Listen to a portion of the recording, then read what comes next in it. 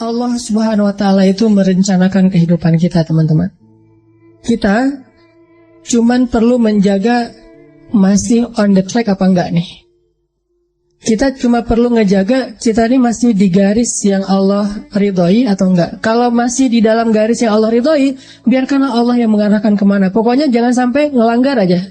Jangan sampai keluar batas saja. Dan insya Allah jalan itu nggak akan membawa kita kepada kehancuran atau kerugian. Nggak mungkin. Allah yang merencanakan. Mungkin adegan yang memicu kita untuk melangkah itu kadang-kadang sesuatu yang gak nyaman. Kayak misalnya Musa, adegannya insiden pembunuhan, tiba-tiba hijrah ke Madian. Bisa aja insiden kayak gitu terjadi. Bukan maunya kita, takdir Allah. Tapi dibalik semua hal-hal yang kita anggap sekarang musibah, nanti malah kita mensyukurinya. Sekarang kita menganggapnya musibah, someday kita akan menganggapnya sebagai nikmat, rahmah. Kita aja yang belum mengerti. Jadi musibah dengan nikmat itu sebetulnya adalah persepsi kita. Kalau kita memahami kebaikan di dalam musibah, kita akan menyebutnya bukan musibah, itu rahmat. Tapi kalau kita nggak ngerti, kita nyebutnya musibah. Sama kayak misalnya, judul ini ditolak sama dosen pembimbing, sehingga kita harus ganti judul yang baru. Kita anggap itu musibah kan? Padahal justru judul yang kedua, yang kemudian kita jadi lulus dengan sidang nilai cum laude, lewat judul yang kedua itu, itulah yang membuat kita mengerti sesuatu yang kelak akan bermanfaat buat kita.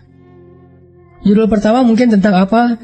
Judul yang kedua, sesuatu yang lebih aplikatif, sesuatu yang lebih dibutuhin sama masyarakat. Sehingga gara-gara kita pernah nulis skripsi, tesis, disertasi tentang judul itu, kita jadi expert di bidang itu, sehingga suatu saat kita lebih dibutuhin oleh masyarakat daripada kita tadinya pakai judul yang pertama. Kita tinggal angle berpikir kita yang mana nih? Mau ngelihatnya dari angle hikmah atau mau ngelihatnya dari angle musibah. Musa kecil pas bayi cabut jenggotnya Firaun, itu sebuah insiden. Musa dihanyutkan ke sungai Nil, itu sebuah kejadian yang kayaknya tragis banget. Terus Musa ngebunuh orang. Terus Musa kehausan di tengah-tengah padang pasir, ketemu cewek terus ngasih minuman ternaknya tapi nggak dibayar. Semua ini rencana Allah yang kita nggak ngerti sekarang. Tapi someday ketika kita udah ngelihat hasilnya, kita akan mengatakan, Masya Allah, Allah Maha Besar yang mengatur hidup saya sampai menjadi seperti sekarang ini. Makanya saya pernah cerita, mungkin teman-teman ada yang nonton di YouTube. Dulu ketika di Mesir, pulang dari Mesir tuh, saya ikut istri ke Bandung. Istri saya ngajar di Bandung, akhirnya kita ke Bandung. Saya nggak senang waktu itu belum dapat hidayah ya, nggak senang ngajar di kampus, nggak senang ngajar di pondok pesantren. Tapi karena terpaksa, nggak ada kerjaan, saya ngelamar-lamar gitu ke pondok-pondok pesantren. Semua nolak. Alasannya sama, lebih banyak guru daripada murid. Ya udah deh, gak apa-apa, karena nggak ada yang nerima. Saya pikir, kok saya pulang-pulang jauh-jauh dari Kairo tapi nggak punya kerjaan ya, kayak malas gitu. Malah ngelamar jadi kuli aja nggak diterima. Soalnya kuli itu yang dilihat keahlian dan otot kan. Saya punyanya ijazah LC, nggak nyambung dengan perkuliahan gitu. Akhirnya nggak punya kerjaan, saya nerjemahin buku. Udah capek-capek nerjemahin buku, pas dikasih ke penerbit, katanya buku itu udah terbit, diterjemahin sama orang lain. Saya salah milih judul. Akhirnya nulis buku sendiri yang belum diterbitin orang. Walaupun kalau bahasa Sunda mah capruk, nggak jelas ngomong apa gitu. Pokoknya nulis aja, nulis.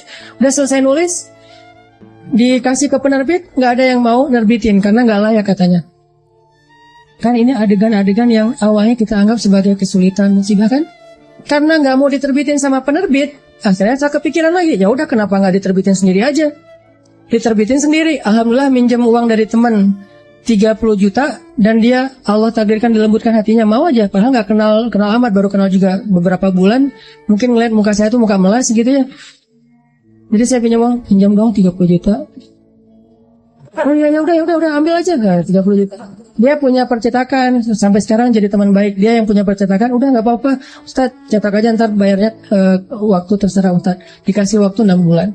Saya cetak, udah gitu terbitin sendiri, dijual seluruh Indonesia. Caranya kirim pakai bus-bus malam gitu kan. Saya pakai kardus Marlboro ngangkat. Jadi saya penulis, saya kulinya, saya direktur penerbitnya, pokoknya Apa sendiri aja semuanya, ngangkat di jalan raya. Nih, saya mau ngirim buku. Oh, buku siapa? Ada tuh orang yang nulis bagus, tulis. Kirim ke Sumatera, ke Sulawesi, ke Jawa, udah dikirim, nggak ada yang balik. Terus laporannya nggak jelas, orangnya kemana nggak ngerti karena nggak kenal amat gitu, lewat internet doang, lewat email. Nggak ada laporan. Waktu itu sekitar 3.000 buku, 1.000 yang dikirim keluar kota itu raib aja, nggak ada hasil. 2.000 lagi, ya udah saya jual di Bandung aja kalau kayak gini. Jual di Bandung, pas ada kayak Islamic Book Fair ya, pameran buku Islam. Saya nyewa satu space di stand salah satu penerbit Islam di Bandung. Nggak nyewa stand, nyewa space doang di depan. Saya pakai X banner, terus pakai meja, ngangkut pakai motor sendiri, pakai topi biar nggak ada yang tahu, pakai masker. Taruh, ngerjain sendiri semuanya, udah beres semuanya, pergi ke belakang, ganti baju yang baju kemeja, pakai dasi gitu, full pen. Nah gitu, pakai rambutnya dirapiin, berdiri di sebelah X banner. Orang-orang pada nggak kenal kan buku ini baru banget. Ini buku apa? Oh ya ini bukunya bagus. Siapa penulisnya? Karena di X banner itu wajah paling besar tuh wajah saya. Jadi tulisan buku apa tuh kecil-kecil aja. Yang penting wajahnya yang gede gitu. X banner foto saya yang paling besar. Qadarullah, waktu itu saya ngambil foto kan sembarangan aja dari foto-foto lama tuh. Saya ada foto baju putih dan mungkin kalau orang perhatiin kelihatan. Ternyata di sini ada uang 1.000. Kelihatan ada uang 1.000 di foto itu teh. Saking memprihatinkan. Mulai alhamdulillah 3 bulan bisa membayar hutang di percetakan. Mulai berkembang. Bikin bisnis waktu itu belum ada pulsa di Alfamart Indomaret. Masih M-Kios gitu. Punya 60 cabang M-Kios di Bandung. Mulai masuk ke jual beli mobil bekas. Masuk ke properti. Terus ujung-ujungnya alhamdulillah balik lagi kepada habit, yaitu dunia dakwah. Jadilah sekarang di Pemuda Hijrah dan saya tinggalkan yang usaha-usaha kayak gitu biar fokus kepada dakwah. Tapi akhirnya saya berpikir kalau dulu saya mungkin diterima di ngajar di satu tempat, mungkin saya nggak akan pernah ngelakuin hal-hal yang seperti sekarang. Kalau dulu saya diterbitin bukunya oleh orang lain, mungkin saya nggak akan pernah nulis sendiri, dan seterusnya dan seterusnya. Banyak hal yang kita sebut sekarang musibah, besok kita bilang itu sebuah nikmat. Angle-nya doang yang berbeda. Tinggal kita yakin nggak sama Allah Subhanahu Wa Taala. Jadi bisa jadi hari ini ditolak atau hari ini diputusin, suatu saat kita mensyukuri keputusan itu. Alhamdulillah saya diputusin. Itu disyukurin. Kenapa? Gara-gara diputusin, akhirnya dia menikah dengan orang yang lebih baik daripada kita. Syukur kan? Namanya cinta sejati. Gimana? Harus syukur. Alhamdulillah dia dapat yang lebih layak daripada saya. Dan saya mah gak dapat sampai sekarang misalnya. Ya gak apa-apa. Kayak Julaibib ya. Tunggu aja di masjid. Kan gak enak banget awalnya tuh. Gimana kita menganggap diputusin itu nikmat. Apalagi diputusin dengan bahasa kita adik kakak aja ya. Berat ya. Gak enak kalau kayak gitu teh. Cuman nanti suatu saat kita akan mensyukuri nikmat itu. Kayak banyak orang yang ngerasa kok saya ngeband dan sekian lama tapi gak ada yang masuk ke dapur rekaman. Sampai dia bikin kayak semacam sponsor me kan. Dia ngeband terus bikin arrangement lagu. Dia posting di YouTube. Diupload di YouTube supaya ada yang sponsor, ternyata nggak muncul. Anak skate, dia ngetrik, tapi nggak ada yang jadiin dia brand ambassador brand tertentu. Akhirnya dia upload di YouTube, ngetrik kickflip yang model baru apa gitu mungkin, atau no confly gitu, dia nggak ngetrik tapi bisa terbang-terbang. Berharap ada yang sponsor, ternyata belum. Apa yang hari ini kita anggap sesuatu yang kayak kekalahan, satu musibah, satu kesulitan, suatu hari nanti ketika kita paham, kita akan mengatakan itu nikmat. Dengan satu syarat. Gimana pun kondisi yang kita alamin sekarang, jangan keluar dari jalur yang Allah ridhoi. Itu aja syaratnya. Makanya kan saya bikin tagline banyak main, banyak manfaat. Saya nggak berani bilang nggak punya dosa, karena itu namanya mentazkiyah diri sendiri. La tuzakku anfusakum, janganlah kalian menganggap diri kalian suci. Tapi maksudnya sedikit dosa ini tinggalkan dosa. Kenapa? Karena kalau kita udah ngelanggar, gimana pun kita sekarang lagi dapat nikmat banyak, terus kita melakukan dosa yang Allah nggak suka, nikmat itu bisa berubah musibah.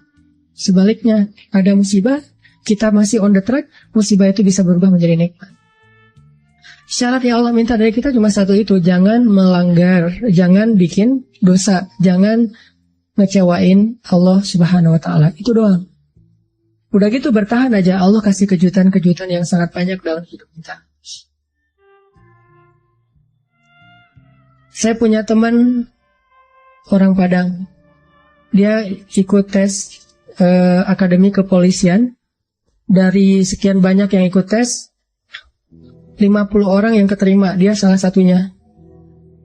Terus karantina 50 orang ini. Tes ujian yang kedua, dari 50 orang ini cuman dia sendiri yang gagal. 49 orang tuh lulus tes kedua. Akhirnya dia pulang ke kampungnya dalam keadaan malu. Karena udah malu banget, dia hijrah ke Jakarta. Awalnya ke Bandung terus ke Jakarta. Di Jakarta alhamdulillah setelah sekitar 8 tahun dia bisa survive, bahkan sukses. Sekarang dia punya beberapa outlet di Tanah Abang, punya pabrik di Bogor, dan punya omset sebulan itu nggak kurang dari 1 M. Dengan keuntungan kurang lebih 40%. Jadi 400 juta lah profit bersihnya sebulan. Kalau lagi lebaran atau Ramadan itu bisa 3 kali lipat. Nah pas sudah sukses, dia haji. Ternyata di kampung itu dialah orang pertama yang haji. Di kampung dia tuh. Dan di kampung itu dikenal dia sebagai anak yang paling nakal, yang kayaknya nggak ada harapan jadi orang baik. Ternyata yang pertama haji. Udah gitu dia pulang, sesekali dia pernah pulang, ketemu sama temennya yang 49 orang itu. Salah satunya udah jadi salah satu pejabat di kepolisian. Dia ngobrol-ngobrol, ditanya, mana yang 48 lagi? Dia bilang, kamu nggak tahu kabar mereka? Kabar apa? Tahun 2004 mereka ditugaskan di Brimob Aceh, di Banda Aceh. Asrama Brimob Banda Aceh itu dekat dengan laut. Terjadi musibah tsunami, satu asrama Brimob itu habis semua dan 48 mereka itu meninggal dalam musibah tsunami. Baru dia sadar, Masya Allah, Allah punya rencana. Semuanya di dalam aturan Allah Subhanahu wa Ta'ala. Sehingga dia akhirnya mensyukuri kegagalan dia dulu di tes kepolisian. Walaupun yang lulus juga baik, yang gagal juga baik. Jadi ini bukan soal buruknya, tapi soal antara satu kebaikan dengan kebaikan yang lain. Yang lulus baik, yang ternyata nggak lulus juga, Allah simpan kebaikan dengan cara yang lain. Bahkan mungkin bagi dia sekarang, kalau disuruh pilih, dia lebih milih nggak lulus. Kalau dia sekarang udah paham, dulu dia memilih lulus. Dia stres, dia kayak putus asa gitu. Pas ketahuan cuma dia sendiri yang nggak lulus. Tapi setelah dia paham maksud Allah, pasti kalau sekarang disuruh pilih, mending dulu kamu lulus apa enggak? Enggak deh, mending kayak gini aja, pasti kayak gitu. Jadi kita butuh waktu untuk mengerti teman-teman tentang maunya Allah itu apa. Sama kayak sekarang, kita butuh waktu untuk mengerti kenapa di usia segini masih sendiri. Butuh waktu untuk mengerti. Mungkin Allah emang lagi mempersiapkan calon imam kita yang ideal banget. Nah untuk mendapatkan seseorang yang ideal itu kan butuh waktu. Kalau yang apa adanya kan, yang apa diobral gitu kan gampang. Tapi ini karena terlalu istimewa kayak permata, mutiara, itu benar-benar dibentuk saking istimewanya butuh waktu yang lama. Sama kayak kita beli kendaraan. Kalau yang warnanya pasaran kan langsung ready stock ya. Tapi kalau yang warnanya paling unik sendiri kan inden kan. Sampai mau beli satu kendaraan aja indennya bisa 2 bulan. Kenapa? Warna ini jarang Pak, istimewa, sehingga harus inden. Kalau yang ready stock banyak tuh warna standar aja. Begitu juga dengan jodoh. Ada jodoh ready stock, ada jodoh inden. Nah yang inden ini biasanya istimewa. Itu salah satu hikmahnya. Siapa tahu emang dia inden karena lagi mengkhatamkan Al-Quran. Dia berazam, ya Allah saya gak pengen nikah dulu sebelum khatam juz 30. Gak harus 30 juz kan. Sebelum khatam juz 30. Berapa lama? 15 tahun. Nah mungkin dia pengen hafal juz 30 juz, mungkin dia pengen hafal 100 hadis, mungkin dia pengen mapan dulu supaya bisa benar-benar membahagiakan dan menafkahi keluarga besar, bukan cuma istrinya tapi juga mertua dan segala macam. Kita memang akan dikasih oleh Allah pasangan yang istimewa, makanya inden, sehingga kita bersabar. Mudah-mudahan ada kebaikan. La'allahu khair wa ma indallahi khair. Mudah-mudahan di sini ada kebaikan. Apa yang ada di sisi Allah lebih baik. Terus berhusnuzon. Ketemu-ketemu, ternyata emang benar. Wajar kalau kita inden. Istimewa banget. Akhlaknya itu luar biasa. Itu yang dialami oleh Khadijah. Nikah, meninggal. Nikah lagi, meninggal lagi suaminya. Kenapa meninggal? Karena Allah lagi mempersiapkan seseorang yang mungkin pas suaminya meninggal, Nabi Muhammad masih kecil. Tapi Khadijah disuruh punya keluarga dulu biar ada yang ngedampingin dia terjauh dari fitnah. Cuman gak boleh lama-lama, harus pergi karena mau digantiin oleh orang yang lebih istimewa, yaitu Muhammad SAW. Mungkin bagi Khadijah ketika suami pertamanya meninggal itu musibah, nikah lagi. Suami kedua meninggal, lebih musibah lagi. Udah gitu sendiri, sekian lama baru ketemu dengan orang yang paling istimewa. Gak ada manusia yang lebih istimewa daripada suaminya Khadijah, yaitu Rasulullah SAW. Allah punya rencana. Awalnya Khadijah menangis, yang kedua Khadijah menangis, tetapi setelah dia faham rahasia yang ketiga, mungkin dia akan mengatakan bahwa inilah yang terbaik untuk saya. Kalau saya tahu ini dari dulu, maka saya akan tahu bahwa Allah itu maha baik kepada saya. Ini artinya Allah punya rencana. Kurang baik apa suami kayak Rasulullah? Mungkin kita yang berada di sebelah kanan ini lagi disiapin sama Allah untuk belajar akhlak dari Rasul, supaya nanti kalau ketemu yang di sebelah satu lagi, insya Allah kita benar-benar bisa membahagiakan dia.